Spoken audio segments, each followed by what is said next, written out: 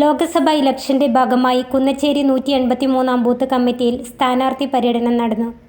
തൃക്കരിപ്പൂർ തങ്കയം മുഹമ്മദ് അബ്ദുൾ റഹ്മാൻ വായനശാല പരിസരത്ത് സംഘടിപ്പിച്ച പരിപാടിയിൽ ലോക്കൽ തെരഞ്ഞെടുപ്പ് കമ്മിറ്റി കൺവീനർ MV സുകുമാരൻ സ്വാഗതവും RJD നേതാവ് P ബാലകൃഷ്ണൻ അധ്യക്ഷതയും വഹിച്ചു.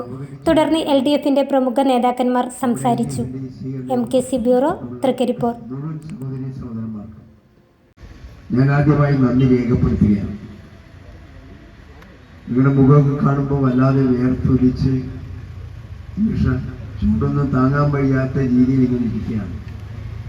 ഞാൻ 52 ദിവസമായി രാവിലെ മുതൽ രാത്രി വരെ ഈ മഞ്ചേശ്വരം മുതൽ കല്യാശ്ശേരി വരെയുള്ള 7 നിയോജക മണ്ഡലങ്ങളിൽ നിങ്ങളെപ്പോലെയുള്ള നൂറുകണക്കിന് ആയിരക്കണക്കിന് സഹോദരി സഹോദരന്മാരുമായി അഭിസംബോധന ചെയ്ത് ഇന്ന് രാവിലെ തൃക്കരിപ്പൂർ മണ്ഡലത്തിലെ വിവിധ പരിപാടികൾ പങ്കെടുത്തുകൊണ്ടാണ് ഞങ്ങൾ ഇവിടെ എത്തിച്ചേർന്നിട്ടുള്ളത്.